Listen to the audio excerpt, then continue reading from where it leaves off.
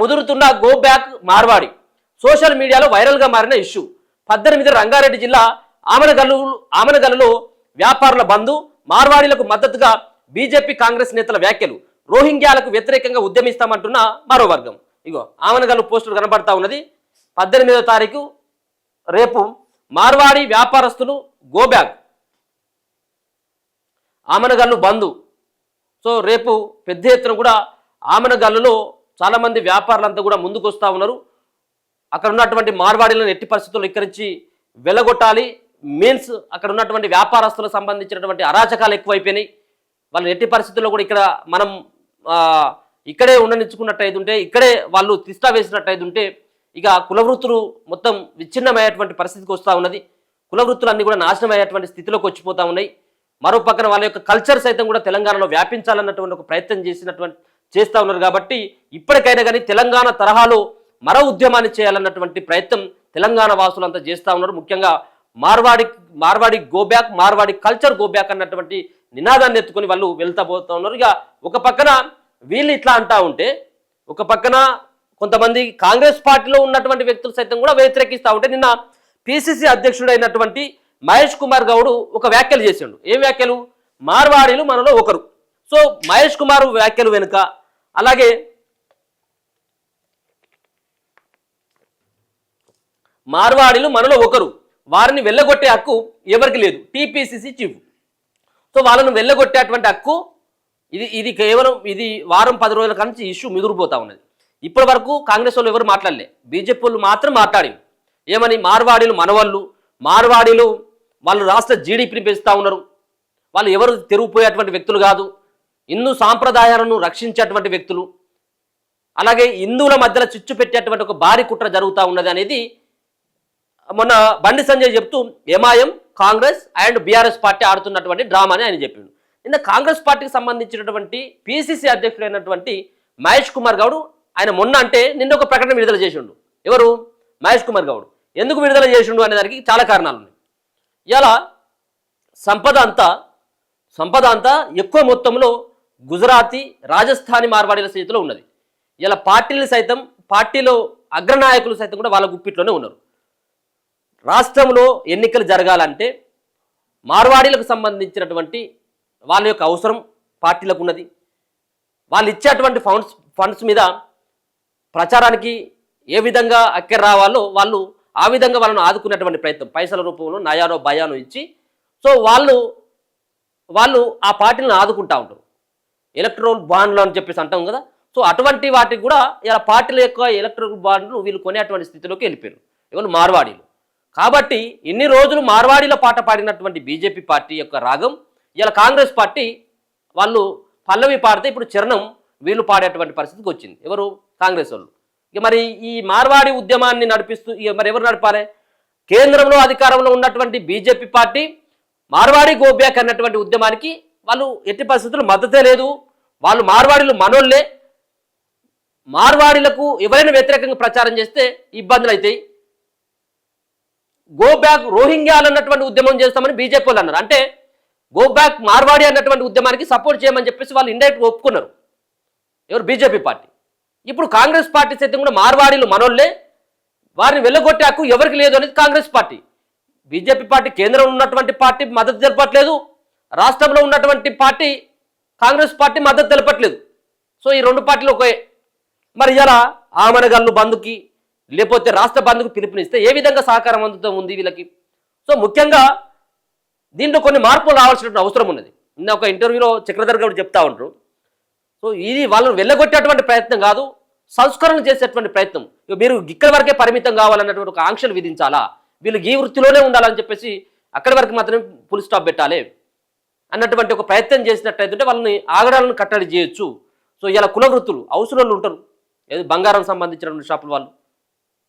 So వాళ్ళ మొత్తం వృత్తి ధ్వంసం అయిపోయింది. ఇలా పెద్ద పెద్ద జ్యువెలరీ షాప్స్ అన్నీ వచ్చి వాళ్ళ బతికే చిత్రమైపోయినటువంటి పరిస్థితి కనబడతా ఉన్నది. కుల వృత్తులన్నీ కూడా ధ్వంసం అయిపోయినాయి. సో అటువంటి పరిస్థితి ఇలా మార్వాడీలు తీసుకొచ్చిన దాంట్లో నో మోర్, దాంట్లో అది వాస్తవమే, వాళ్ళు తీసుకొచ్చారు. సో వాళ్ళని రక్షించాలంటే కొంత కట్టడి చేయాల్సినటువంటి బాధ్యత కూడా ప్రభుత్వాల పైన ఉన్నది.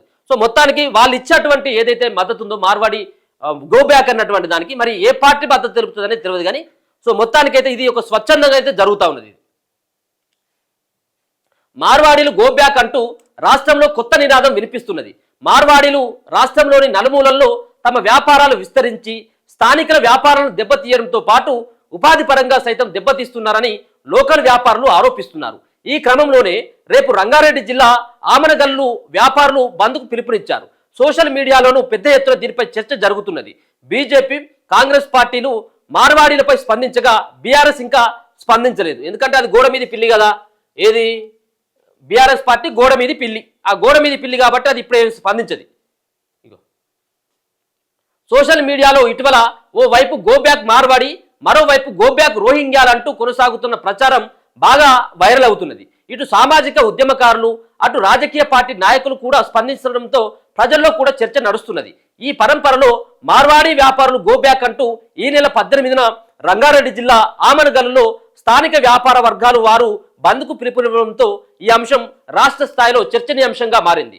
ఆమనగల్లు వ్యాపార వర్గాలు తమ ఆవేదన ఆరోపణలను మీడియాలో వ్యక్తపరుస్తున్నాయి. పట్టణ పరిసర ప్రాంతాల్లో మార్వాడీలు వ్యాపారాలు పెంచుకుంటూ తక్కువ ధరలో వస్తువులను అమ్మడంతో తమ వ్యాపారాలు నడవడం లేదని, వారి వ్యాపార షాపుల్లో వారి మనుషులను నియమించుకోవడం ద్వారా స్థానికులకు ఉపాధి అవకాశాలు రావడం లేదని, ఇది ఇలాగే కొనసాగితే తమ మనుగడ కష్టమని ఆవేదనతోనే ఈ బంద్ నిర్ణయం తీసుకున్నట్లుగా చెబుతున్నారు. అయితే సోషల్ మీడియాలో చాలా మంది మార్వాడి గో బ్యాక్ నినాదాన్ని ప్రచారం చేస్తున్నారు. రాష్ట్ర వ్యాప్తంగా ఎక్కువ చోట్ల మార్వాడీలే ఉంటున్నారని, తెలంగాణ ప్రజలకు వ్యాపారాలకు కూడా అవకాశం లేకుండా చేస్తున్నారని, ప్రతి చిన్న ఊరిలోకి వచ్చి వ్యాపారాలు పెట్టిస్తున్నారని సోషల్ మీడియాలో ప్రచారం ప్రారంభించారు. ఇది కాస్త ప్రధాన మీడియాలో కూడా చర్చకు దారితీసింది.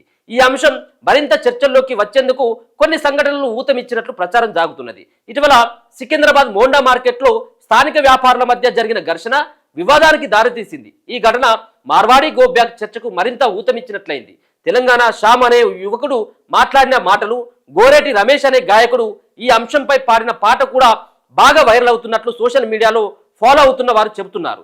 రమేష్ ను పోలీసులు అరెస్ట్ చేయడం కూడా ఈ అంశం మరింత చర్చకు దారితీసింది. ఇక మార్వాడీలు ఏమంటా ఉన్నారు దీనిపైన అంటే, ఈ అంశంపై ఎవరికి వారే తమ వాదనలు వినిపిస్తున్నారు. ప్రధానంగా గో బ్యాక్ నినాదానికి మద్దతుగా ఉన్న వారి వాదన ప్రకారం తెలంగాణలో తమ వ్యాపారులను వీరు వృద్ధి చేసుకొని స్థానికంగా ఆధిపత్యాన్ని చేస్తున్నారని, తెలంగాణ సంస్కృతి సాంప్రదాయాల్లో వారి సాంప్రదాయాల సంస్కృతిని పై చేయిగా ఉండేలా వ్యవహరిస్తున్నారని ఆరోపణలు చేస్తున్నారు.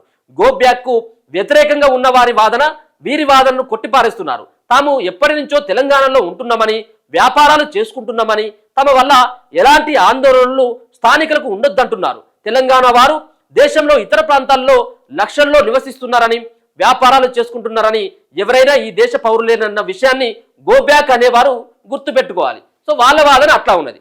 ఏది తెలంగాణ ప్రాంతంలో ఉన్నటువంటి లక్షలాది మంది వేరే రాష్ట్రంలోకి వెళ్ళిపోవచ్చు, అక్కడ బతకవచ్చు. సో దానికి మినహాయింపు లేదు. కానీ మమ్మల్ని గో బ్యాక్ అనడానికి కారణం ఏంటిది అనేది మార్వాడీలు అంటున్నటువంటి మాట. దీనికి రాజకీయ రంగు కూడా ఉన్నది.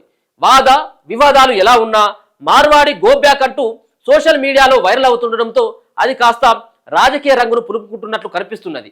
ఈ అంశంపై రాజకీయ నేతలు మాట్లాడకుండా ఉండడం లేదు. ఈ అంశంపై కేంద్ర మంత్రి బండి సంజయ్ చేసిన కామెంట్లు సంచలనంగా మారాయి. మార్వాడి గో బ్యాక్ పేరుతో హిందూ సమాజాన్ని చీల్చే కుట్రలు జరుగుతున్నాయని మండిపడ్డారు.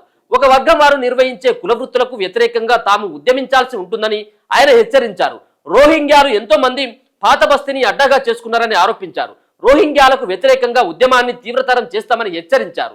కమ్యూనిస్టుల ఇప్పుడు పాత బస్తీలో అడ్డాగా చేసుకొని రోహింగ్యాలు ఉన్నారు, నేను ఉద్యమం చేస్తామా అని చెప్పేసి బండి చేయి, మరి ఉద్యమం చేయి. పాత బస్తీలో రోహింగ్యాలు ఉంటే కేంద్రంలో ఉన్నటువంటి ప్రభుత్వం బీజేపీ పార్టీ కదా, ఇది 10-12 సంవత్సరాలుగా మీ పార్టీ కదా ఉండేది. సో మరి మీరు ఎందుకు ఆ దిశగా ఉద్యమాలు చేయట్లేదు? ఇప్పుడు గో బ్యాక్ మార్వాడి అనగానే గో బ్యాక్ రోహింగ్యాలు అన్నటువంటి ఆ పదం గుర్తొచ్చిందా బండి గారు? రోహింగ్యాలకు వ్యతిరేకంగా ఉద్యమాన్ని తీవ్రతరం చేస్తామని హెచ్చరించారు. కమ్యూనిస్టుల ముసుగులో కాంగ్రెస్, బీఆర్ఎస్, మజ్లిస్ పార్టీలు నాటకాలు ఆడుతున్నాయని ఘాటైన వ్యాఖ్యలు చేశారు. సో మొన్న మీరు అట్లా చేస్తే ఇప్పుడు మహేష్ కుమార్ గౌడ్ సైతం కూడా దీనికి మేము అనుకూలమే, గో బ్యాక్ మార్వాడి సరైంది కాదని ఆయన స్టేట్మెంట్ ఇచ్చిండు. మార్వాడీలు వ్యాపారం చేస్తే తప్పేమిటని, వారు ఏనాడు అధికారం కోసం పాకులు ఆడలేదని, తెలంగాణను దోచుకోలేదని బండి సంజయ్ తెలిపారు. మార్వాడీలు హిందూ సనాతన ధర్మం కోసం పాటు పాడుతున్నారని, అలాంటి వారు తెలంగాణ నుంచి ఎందుకు వెళ్లిపోవాలని ప్రశ్నించారు. ఇదే అంశంపై తాజాగా టీపీసీసీ మహేష్ కుమార్ గౌడ్ మాట్లాడుతూ మార్వాడీలు మన దేశానికి చెందినవారని, వారంతా మనలో ఒకరని, అలాంటి వారిని వెళ్ళగొట్టే హక్కు ఎవరికి లేదని ఆయన స్పష్టం చేశారు. ఎమ్మెల్యే రాజాసింగ్ లాంటి వారు మార్వాడీలకు మద్దతుగా నిలిచారు. బీఆర్ఎస్ మాత్రం వారి విషయంలో స్పందించలేదు. మీడియాలో జరుగుతున్న చర్చ, నేతల స్పందన తీరు చూస్తుంటే ఈ పరిణామం ఎలాంటి మలుపు తీసుకుంటుందోనని రాజకీయ వర్గాలు ఆసక్తిగా చర్చ జరుగుతా ఉన్నది. ఇది మరో ఉద్యమాలాగా కనబడతా ఉన్నది. తెలంగాణ రాష్ట్ర సాధన కోసం జరిగినటువంటి ఉద్యమం ఏదైతే ఉంటుందో, ఈ ఉద్యమం గో బ్యాక్ మార్వాడి అనేటువంటి ఉద్యమం ఆ తరహాలో జరిగేటువంటి అవకాశం ఉంటుందని చెప్పేసి మనం ఇటీవల చూస్తూ ఉంటే, ఇటీవల కొన్ని వీడియోలు చూస్తూ ఉంటే రగిలిపోతా ఉన్న తెలంగాణలో ఉన్నటువంటి సమాజం అంతా చాలా మంది ఈ మార్వాడి వ్యవస్థను తట్టుకోలేక రగిలిపోతా ఉన్నారు. సోషల్ మీడియాలో పోస్టులు పెడతా ఉన్నారు. వాళ్ళతో మా జీవితాలంతా కూడా ఆగమైపోయినాయి అంటూ సోషల్ మీడియాలో విపరీతమైనటువంటి పోస్టులు పెడతా ఉన్నారు. మరో పక్కన కవులు, కళాకారులు వీళ్ళందరూ కూడా గో బ్యాక్ మార్వాడి అన్నటువంటి ఉద్యమానికి సపోర్ట్ చేస్తూ ఉన్నారు. సో పార్టీల ప్రమేయం లేకపోయినా వాళ్ళు ఉద్యమంలోకి రావడానికి సిద్ధంగా ఉన్నారు. ఇలా కాంగ్రెస్ పార్టీ మార్వాడీలకు సపోర్ట్ చేయొచ్చు, బీజేపీ పార్టీ చేయొచ్చు, కానీ ఇప్పుడు కొంతమంది వ్యక్తులైతే దీనికి ఎట్టి పరిస్థితుల్లో కూడా దీన్ని వదిలేటువంటి పరిస్థితి లేదు. ఆమనగల్లు బంద్ తర్వాత రాష్ట్రంలో చాలా చోట్ల ఇటువంటి పరిణామాలు చోటు చేసుకోబోతా ఉన్నాయి. చాలా మంది ఉపాధిని కోల్పోతున్నటువంటి వ్యక్తులంతా కూడా దీనిపైన బగ్గుమంటా ఉన్నారు. ముఖ్యంగా వాళ్ళు తీసుకొచ్చినటువంటి షాపులలో ఒక మార్వాడి ఇక్కడికి వస్తే ఆ మార్వాడి షాప్ పక్కన ఇంకో 4 మార్వాడి షాపులను పెట్టించుకోవడం. దాని తర్వాత సరే పెట్టుకున్నప్పుడు కూడా మార్వాడి షాపులలో మన వాళ్ళకి ఎవరికైనా తెలంగాణ ప్రాంత వాసులకు ఎవరికైనా ఉద్యోగాలు ఇస్తా ఉన్నారా, ఎవరైనా ఉపాధి కల్పిస్తూ ఉన్నారా అంటే అది కూడా జీరో. మార్వాడి షాపులలో మార్వాడిలే ఉంటారు. వాళ్ళ రాష్ట్రం నుంచి తీసుకొచ్చిన పానీపూరి బండి కానించి బంగారం షాపుల అంత వరకు వాళ్ళే, పెద్ద పెద్ద బట్టల షాపులు వాళ్ళే, జ్యువెలరీ షాపులు వాళ్ళే, అన్ని షాపులు వాళ్ళే అయిపోయినాయి. సో దీన్ని కట్టడి చేయాల్సిన బాధ్యత ఉంది అని చెప్పేసి ప్రభుత్వాలకు గుర్తు చేసేటువంటి ఒక ప్రయత్నమే ఆమనగల్లు బంద్ అనుకోవచ్చు.